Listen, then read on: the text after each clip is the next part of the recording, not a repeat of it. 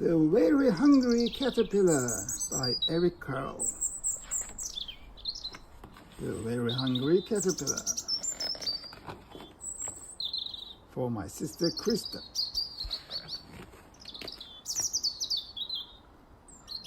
In the light of the moon, a little egg lay on a leaf. One Sunday morning, the warm sun came up, and pop, out of the egg came a tiny and very hungry caterpillar. He started to look for some food. On Monday, he ate through one apple, but he was still hungry. On Tuesday, he ate through 2 pears, but he was still hungry. On Wednesday, he ate through 3 plums, but he was still hungry. On Thursday, he ate through 4 strawberries, but he was still hungry. On Friday, he ate through 5 oranges, but he was still hungry. On Saturday, he ate through 1 piece of chocolate cake, 1 ice cream cone, 1 pickle, 1 slice of Swiss cheese, 1 slice of salami, 1 lollipop, 1 piece of cherry pie, 1 sausage, 1 cupcake, and 1 slice of watermelon. That night he had a stomach ache. The next day was Sunday again. The caterpillar ate through 1 nice green leaf, and after that he felt so much better. Now he wasn't hungry anymore, and he wasn't a little caterpillar anymore. He was a big fat caterpillar. He built a small house called a cocoon around himself, stayed inside for more than 2 weeks. Then he nibbled a hole in the cocoon, pushed his way out, and he was a beautiful butterfly. The end.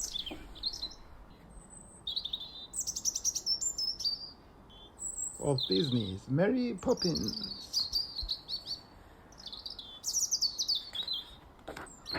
Mary Poppins. It was morning on Cherry Tree Lane. Admiral Boom had shut off his morning cannon to give the day a proper start. Miss Lark, in the biggest house on the lane, had sent her dog, Andrew, out for his morning stroll. But in the nursery at number 17 Cherry Lane 3, Jane and Michael Banks were still in bed. "Up, up," said Mary Poppins, their nanny, pulling back the blankets with a firm hand. "We'll have no longing about on a supercalifragilisticexpialidocious day." "Supercali what?" Mary Poppins asked Michael. "Close your mouth, Michael. We are not a caught fish. Supercalifragilisticexpialidocious, of course. If you can't think of a word that says just what you want to say, try supercalifragilisticexpialidocious.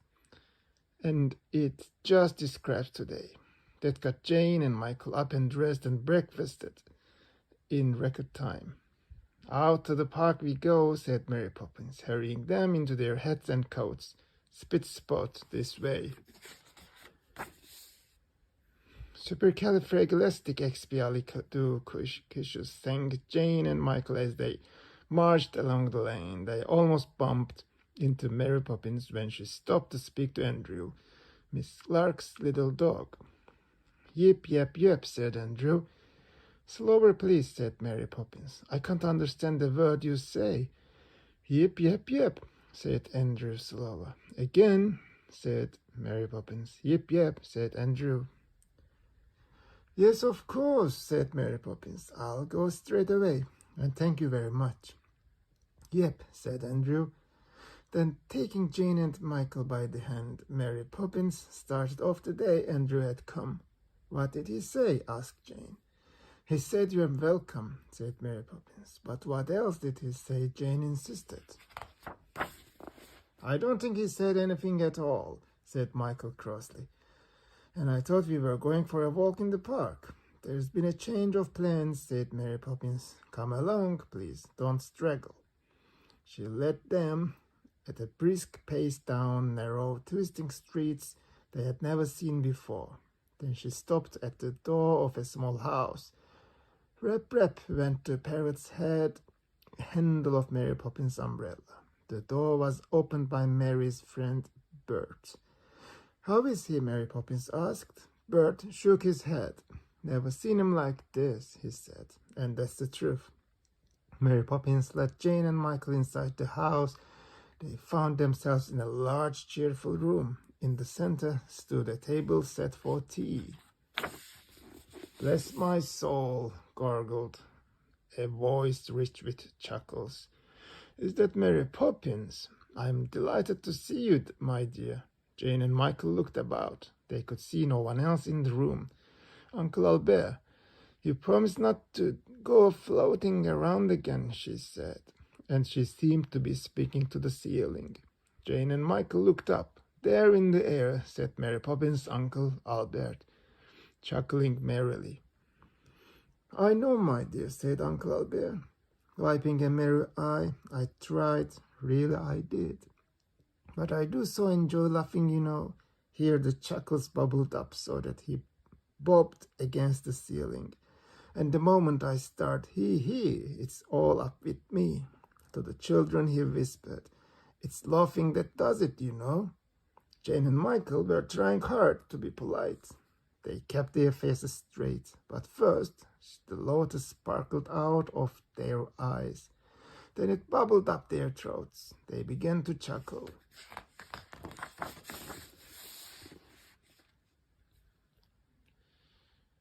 By this time, Bert was rolling about, shaking with laughter.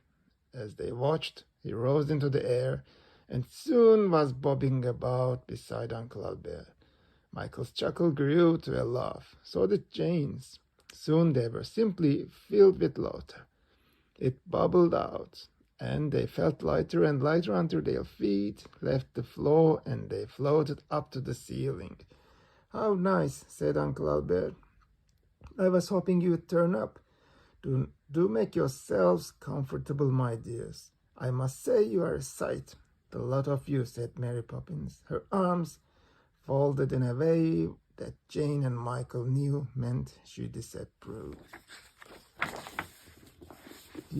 You know, speaking of sights, said Bert, that reminds me of my brother, who has a nice, cushy job in a watch factory. Is that so? Said Uncle Albert. What does he do? You know what he does, gasped Bert, who was laughing so hard he could scarcely speak. He stands around in this watch factory all day and makes faces. At that, all four of them roared so with laughter that they turned somersaults in the air. I found a horseshoe today, said Bert, holding his sides. You know what that means? I certainly do, said Uncle Albert.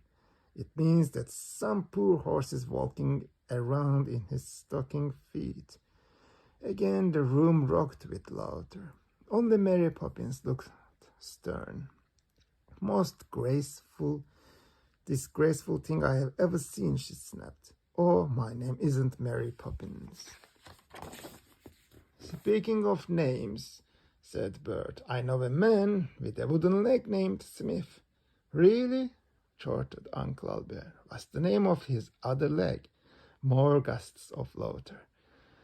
Now then, Jane, Michael, it's time for tea, said Mary Poppins firmly from below. I will not have my schedule disrupted. Oh, please stay, begged Uncle Albert. He pointed at the table on the floor. I have a splendid tea waiting for us. If you could manage to get the table too. With a rattle and a bump, the table began to jerk. Then up it rose through the air, cups, cakes, teapot, and all. Oh, splendid, splendid, thank you, my dear, said Uncle Albert. Then to Michael and Jane, keep your feet back, my dears. Watch the cups and mind the gem. Next thing I suppose you'll be wanting me to pour, said Mary Poppins with a sigh, and up she floated, neat as you please, without so much as a smile. The others still laughed and bubbled about as Mary Poppins poured and passed the tea, with milk for Michael and Jane. Thank you, my dear, said Uncle Albert. I'm having such a good time. I wish you could all stay up here with me always. We will jolly well have to, Michael grinned.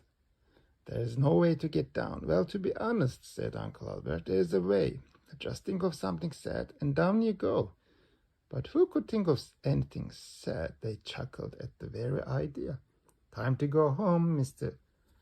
Mary Poppins' voice, crisp and firm, but cut sharply through the laughter. And suddenly, that said toad, down came Jane and Michael. Uncle Albert and Bert bump, bump, bump, bump on the floor. Goodbye, said Michael. We'll be back soon. And thank you, said Jane soberly. We have had a lovely time. Oh dear, Uncle Albert was sobbing as he waved goodbye. It makes me so sad to see them leave. Back home, Jane and Michael tried to tell their father about their adventure. We floated in the air and had tea on the ceiling, Jane began. And there was this man with a wooden leg, named Smith, Michael broke in. Poppins, cried Mr. Banks, what is the meaning of this? Children will be children, sniffed Miss Mary Poppins. And these two are up past their bedtime, spit Spot, and she marched them off to the nursery, muttering, the very idea. Michael and Jane just looked at each other. Anyway, said Jane, kicking off a slipper. It was a supercalifragilisticexpialidocious day. The end.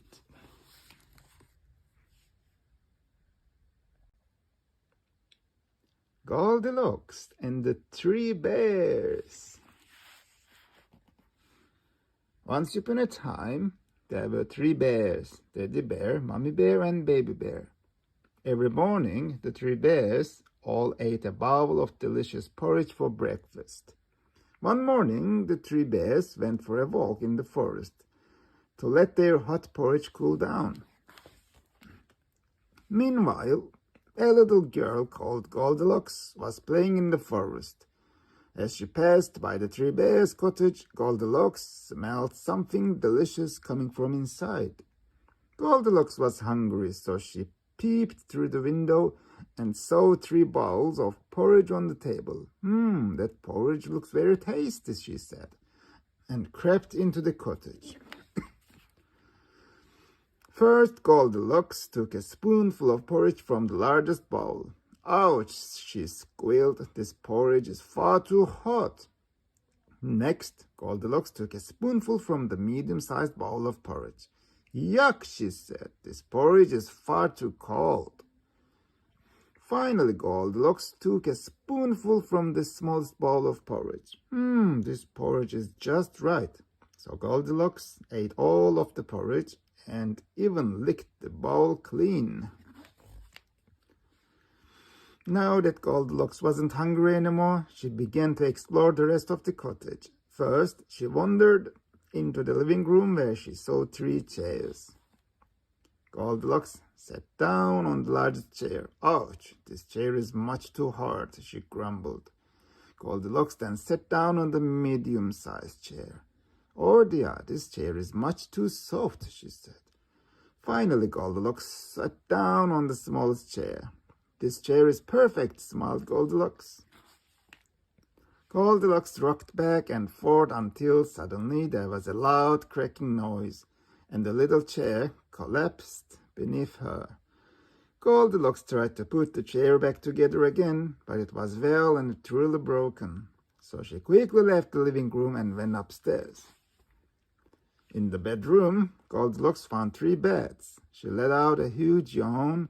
It had been a busy day and she was tired. Goldilocks decided to try the biggest bed. Ouch, this bed is much too hard, she complained. Next, she tried the medium-sized bed. Oh dear, this bed is Much too soft, she said. Finally, Goldilocks tried the smallest bed. This bed is perfect, she sighed. And she snuggled down under the covers and fell fast asleep. A little while later, the three bears arrived home from their walk. They were glad to be home again and were looking forward to their breakfast. Who has been eating my porridge? Growled Teddy Bear. Who has been eating my porridge? Said Mommy Bear. And who has been eating my porridge? It's all gone, cried Baby Bear. The three puzzled, hungry bears went into the living room to sit down. Who has been sitting in my chair? Growled Teddy Bear. Who has been sitting in my chair? Cried Mommy Bear. And who has been sitting in my chair? It's broken, sobbed Baby Bear. The three bears were very upset that someone had been in the house, so they went upstairs to look around. Who has been sleeping in my bed? Growled Teddy Bear. Who has been sleeping in my bed? Gasped Mommy Bear. And who has been sleeping in my bed? And still there, whispered Baby Bear. Just then, Goldilocks woke up and saw the three bears standing over her. She screamed loudly, leaped out of bed, and ran as fast as she could all the way home. I don't think she will go into someone's house without being invited ever again, laughed Teddy Bear. Now, let's make some more porridge. The end.